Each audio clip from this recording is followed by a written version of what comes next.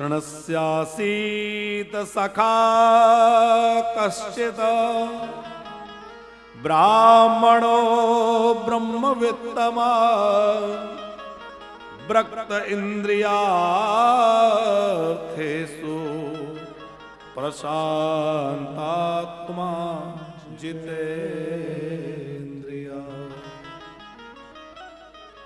श्री कृष्ण के एक बड़े प्यारे मित्र हैं, क्या नाम है?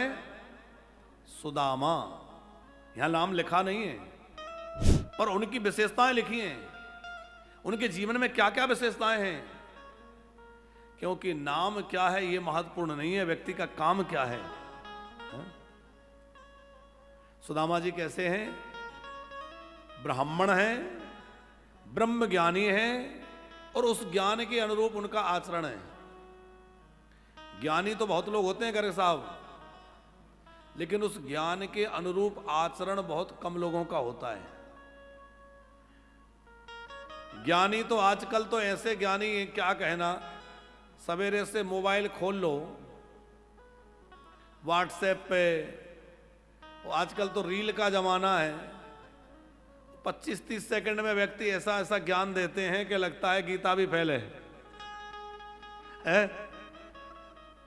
25 सेकंड का ज्ञान, और गजब के लोग भैया आजकल तो बोले मोटिवेशनल क्या कहते हो है? ज्ञानी तो बहुत हैं, पर जो लोग वो वीडियो बना बना के वायरल हो रहे हैं, उन्हीं के घर में महाभारत मची है। हो रहा है कि नहीं? ज्ञान तो खूब दिया जा रहा है। अच्छा, कॉपी पेस्ट ज्यादा चल रहा है। आपने हमें भेजा, हमने उसको ठीक से पढ़ा भी नहीं, देखा हाँ बढ़िया है, स्टेटस लगा दिया।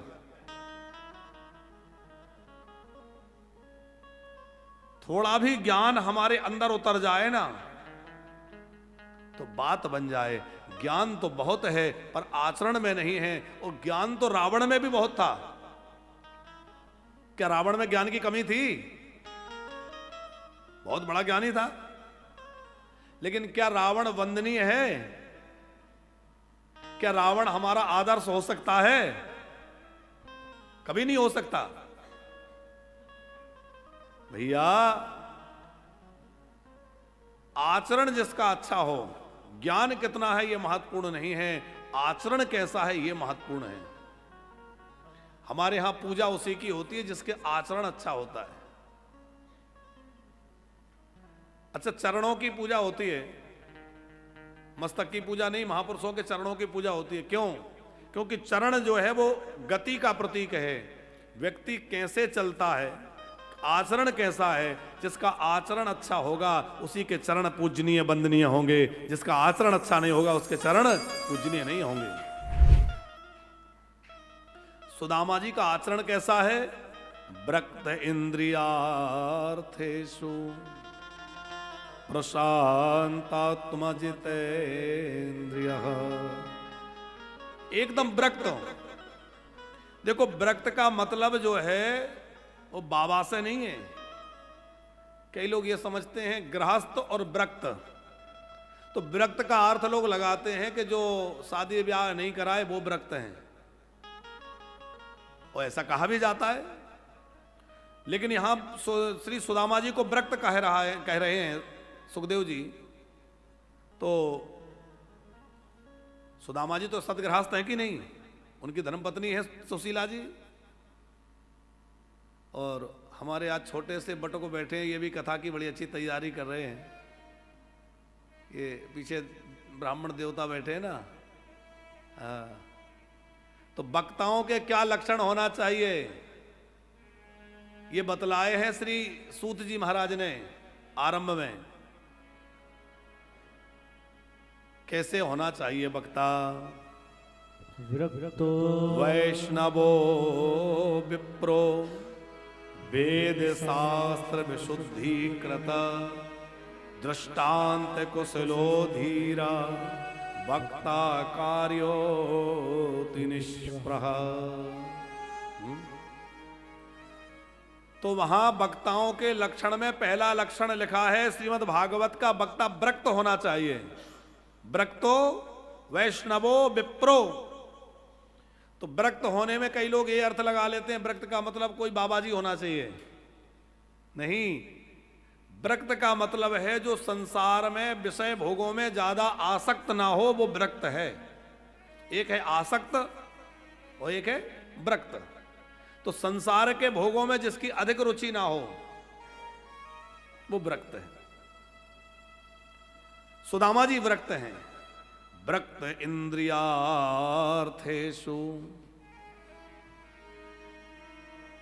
प्रशांतात्मा जितेन्द्रियः, सदा प्रसन्न रहते हैं।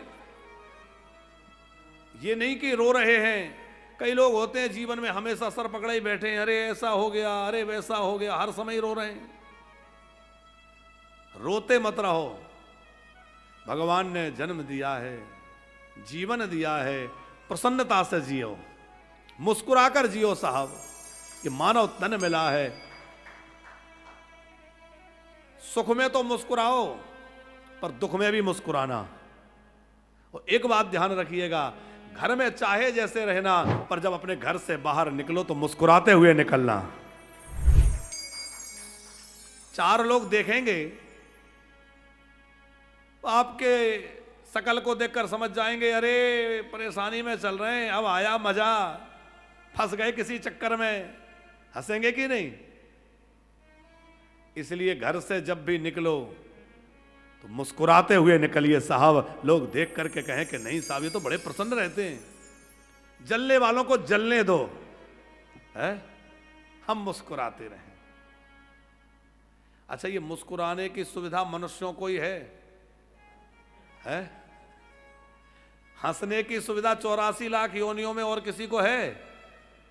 किसको है? एक व्यास जी हंसा रहे थे, गर्ग जी, एक व्यास जी हंसाते हुए कह रहे थे कि कभी कोई गधा हंसता हुआ दिखे या ऐसा लगे कि हंसने का प्रयास कर रहा है, हंसने की कोशिश कर रहा है, कोई गधा आपको ऐसा दिखे कि हंसने की कोशिश कर रहा है तो समझ लेना कि इंसान बनने की कोशिश कर रहा है। और कदाचित कभी कोई मनुष्य मुंह चढ़ाए बैठा हो तो समझ लेना ये क्या बनने की तैयारी कर रहा है? समझ गए कि कहना पड़ेगा? आप सब लोग समझदार हैं, इसलिए भैया मुस्कुराते रहिए, जीवन प्रसन्नता में रहे। क्योंकि भगवान का दास कभी ना हो उदास। अरे जब भगवान के भक्त हैं तो किस बात की चिंता है?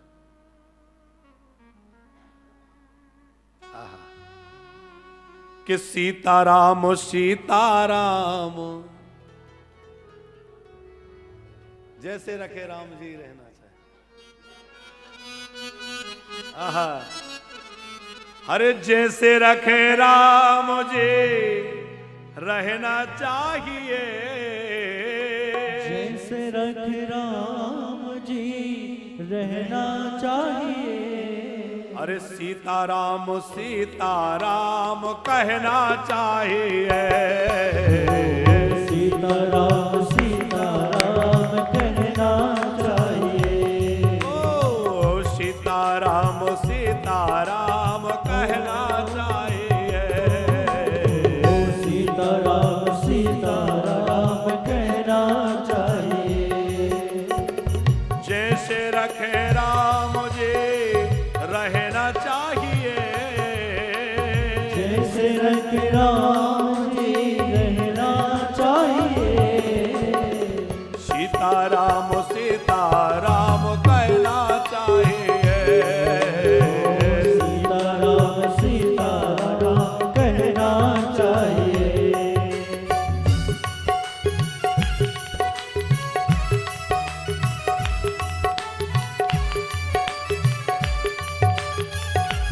जय हो।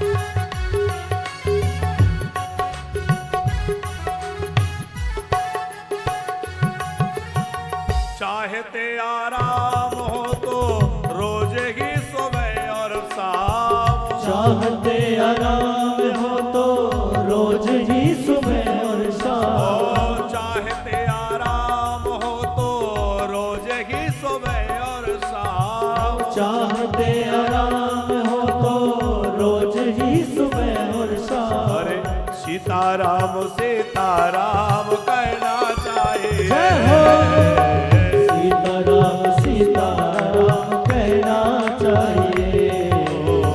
सीताराम सीताराम कहना चाहिए।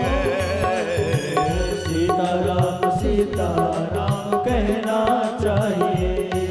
हो माने अपमान सब सहना चाहिए। मान अपमान सब सहना चाहिए। मान अपमान सब सहना चाहिए। मान अपमान सब सहना चाहिए। सीताराम सीताराम कहना चाहिए। सीताराम सीताराम कहना चाहिए। ओ सीताराम सीताराम कहना चाहिए। सीताराम सीताराम कहना चाहिए।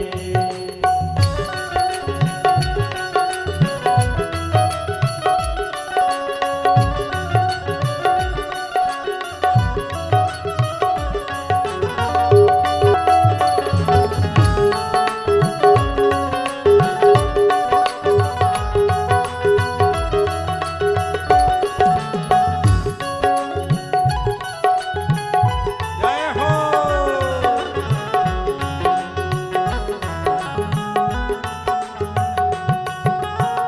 रहो सदा शान से भरोसे भगवान के। रहो सरसान से भरोसे भगवान के। रहो सदा शान से भरोसे भगवान के। रहो सरसान से भरोसे भगवान के। ओ काल के भी डर से ना डरना चाहिए। सीताराम सीताराम कहना चाहिए।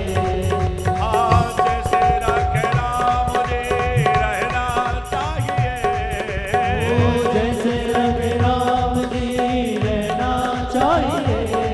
ओ जैसे राम जी रहना चाहिए। जैसे रघु राम जी रहना चाहिए। ओ सीताराम सीताराम कहना चाहिए। सीताराम सीताराम कहना चाहिए। आज कहना चाहिए। ओए कहना चाहिए। ओ कहना चाहिए। ओ कहना चाहिए। आज कहना चाहिए। ओ कहना चाहिए। बोले भक्त वत्सल भगवान की जय। चाहते आराम हो तो रोज ही सुबह और शाम। चाहते आराम हो तो रोज ही सुबह और शाम। अरे सीताराम सीताराम कहना चाहिए। सीताराम सीताराम कहना चाहिए। बोले भक्त वत्सल भगवान की जय हो।